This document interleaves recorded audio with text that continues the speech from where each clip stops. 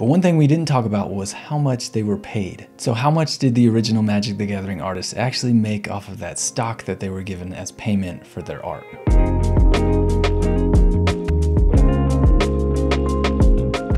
Hey, what's up? It's Jared, the MTG Ninja. Welcome to another video. So in the last video, we looked at a Mox jet that I got from Dan Frazier for my Unconventional Power 9 collection. And today we're going to be looking at some more of the Moxes. I thought it was really cool in the last video to go through some of the history of the Moxes. And so I wanted to go through a little bit more, some of the cool things that I found out as I was doing research for these videos. And then later we'll take a look at some of the new cards that I got for my Unconventional Power 9 collection, my art-based Power 9 collection. So in the last video, we talked about how Dan Frazier was able to do something like 37 different cards for the alpha set of Magic the Gathering. And we also talked about the different guidelines that him and the other alpha artists were given as far as the artwork for the cards. But one thing we didn't talk about was how much they were paid. Now, to give you a little bit of background information and a little bit of context, Wizards of the Coast back in 1992, 1993 was really strapped for cash. Without going into too much detail, Peter Atkinson, the president of Wizards of the Coast, was still working a full-time job at Boeing, trying to get Wizards of the Coast up and running and Magic the Gathering going.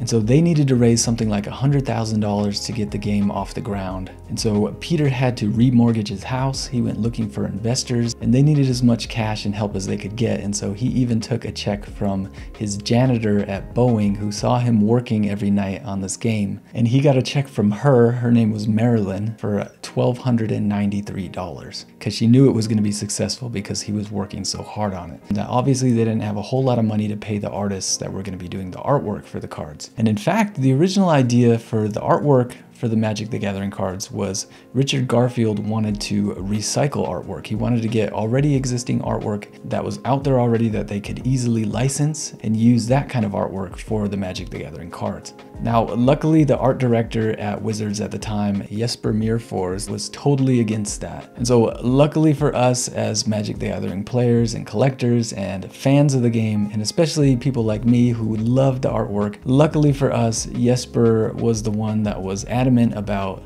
doing original artwork for the cards. But because they didn't have much money at the company, they didn't have much money to pay the artists at the time. And so Jesper went out and he found a bunch of his artist friends, ones from college and other ones that were just graduating from college and looking for work, and other artists like Dan Frazier that they had met in the past. And they said, hey, we'll pay you $50 in cash per card that you do, and we'll also give you $50 in stock in the company. And then on top of that, we'll also give you royalties. So probably for them at the time, they were thinking, you know what, I'm basically just getting $50 in cash, because if the company doesn't do well, then the stock means nothing. And if the company doesn't do well and the game doesn't do well, then the royalties mean nothing. And so basically, all they were getting was $50 in cash, is probably what they were thinking in their heads. Now, as we all know, the game took off and was a huge success, and it's still going 30 years later. So how much did they actually end up making off of that $50 in stock and royalties that they had on those original Magic the Gathering artworks that they did? Well, let's look at Dan Frazier as an example. So Dan Frazier ended up doing 37 cards for the original alpha set. Now that was 37 unique cards, but he did 3 different versions of the Alpha Swamp. Only 2 got printed in Alpha, 3 got printed in Beta, but let's say he did 39 unique artworks for the original set of Magic the Gathering. So from those 39 cards, he would have been paid $50 in cash per card. And so he would have made just a little bit under $2,000. So next, let's talk about the royalties that he made. Now, Dan Frazier has said that he made 6% royalties on those cards that he originally did. And he tells a cool story about how, I think he was at Gen Con and he got a call from his wife where she said, hey, we got this letter from Wizards of the Coast. Do you mind if I open it? So he said, go ahead. She opened it up and she said, hey, it's a check for $4,000. And so I call up the art director, Jesper Myrfors. And I said, Jesper, I got a royalty check for $4,000. And he goes, yeah. Well, somebody's going to get this year $90,000. I asked him, well, who? And he said, you fool. Now, Dan said that he actually didn't make $90,000 that year in royalties. He made closer to $60,000, but then the next year he made a lot more. And so if that's the case, he already was making in the hundreds of thousands of dollars just based off of the royalties. Now, what about the stock that he got? So at the time, stocks in Wizards of the Coast were going for something like $4 a share. So times that by 39 and he ended up with 487.5 shares in stocks of Wizards of the Coast. So when Hasbro acquired Wizards of the Coast in 1999, they ended up paying somewhere upwards of $1,000 per share in cash is what they were paying to buy out shares of Wizards of the Coast. One person said they were even paying up to $1,400 per share. So if Dan Frazier held out until that time and sold off his shares to Hasbro, he would have made $682,500. That's based off of that $1,400 per share price. But even if he dropped that price closer to $1,000 a share, he still was making at least $500,000 off of that stock that he got. And I think that's a really cool story. These artists that were only expecting to get $50 per card ended up hopefully getting upwards of hundreds of thousands of dollars for the artwork that they did. And yes, they were lucky to have fallen into that. But I think it's just a cool story because a lot of artists don't end up getting paid very well for their work. And most artists definitely don't get paid what they're worth. And so it's really cool for me to see a story like this where artists actually end up making it big and end up getting paid really well for their work. So let's go back to our story of Marilyn, the janitor at Boeing who saw Peter Adkison working hard late at night and said, hey, this guy is going to be successful, and so I want to invest in his company. So she ended up buying $1,293 worth of stocks, which stocks at the time were 50 cents a share. So she ended up with 2,586 shares of Wizards of the Coast stock. So if she held on to her stocks until Hasbro was buying them up and she sold at that time, she would have made at least $2.5 million. And if she sold them at the $1,400 a share price, she would have made upwards of $3.6 million. So that's a cool story as well. Now, honestly, I don't know if the artists held on to their stock, and I don't know if Marilyn held on to her stock either. But either way, I'm sure that they ended up making more money than they probably thought.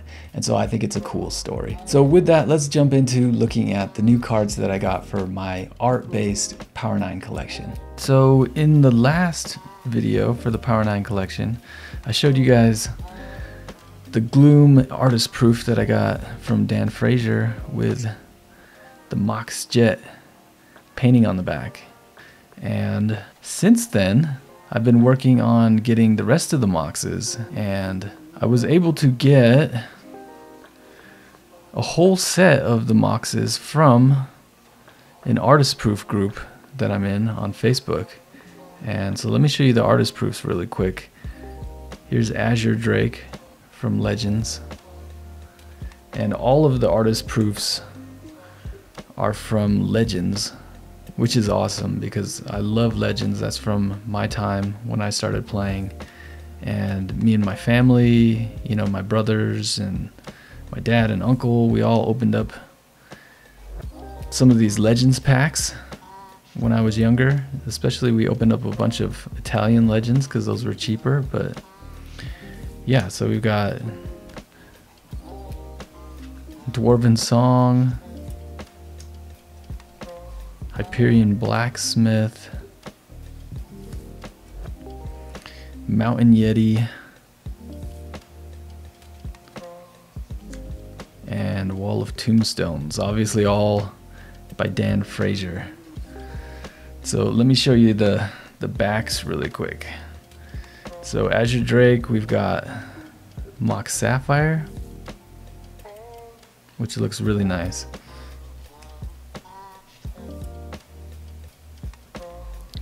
And they weren't all on the same color cards. These first two, it looks like they are. Mox Ruby, we've got on the back of Dwarven Song.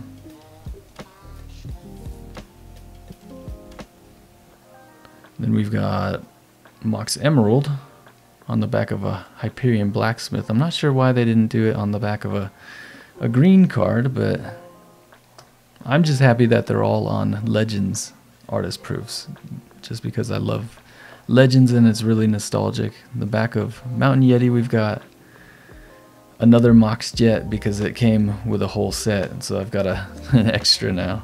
And then on the back of Wall of Tombstones, we've got the Mox Pearl.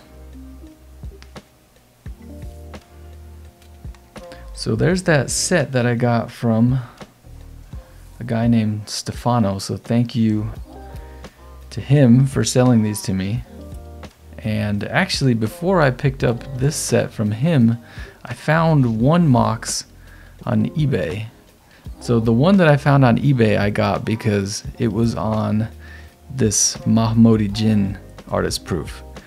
And Mahamoti Jin is just a really nostalgic card for me. A lot of people used it in their decks back then because it was a big flying creature for blue, and I know my friend Ryan used it in one of his decks. And so it's a really nostalgic card for me. Plus, it also had a really cool sketch on the back. And so there's the sketch so you guys can see. So it's got the Mox Sapphire plus a sketch of the Jin. And so that was really cool. And when I saw it on eBay, I was like, I love that sketch. And so I picked it up from there. And so, yeah, there we go. So there are my Moxes for my Power 9 collection, my art-based Power 9 collection. And so now I've actually got a couple of extra cards. And so, yeah, if you guys are looking to work on your collection and need either a Sapphire or Jet, let me know, because I've got these extra ones that I can trade now. But yeah, really excited to have finished out my Mox collection. And now I've just got Time Twister, Ancestral Recall, and the Black Lotus to finish it out. And so those will be coming up in some future videos. So stay tuned because, yeah, those should be coming out really soon. Hopefully you guys enjoyed looking at these new cards for my Power 9 collection. I'm excited because I only have a few cards left, and a couple of them I picked up at SCG Con, and so I'm excited to share those with you. So stay tuned for that video that should be coming out soon. If you guys enjoyed this video, make sure you hit that like button and consider subscribing if you haven't yet. Thank you to all my patrons, and I'll see you guys in the next video. See ya.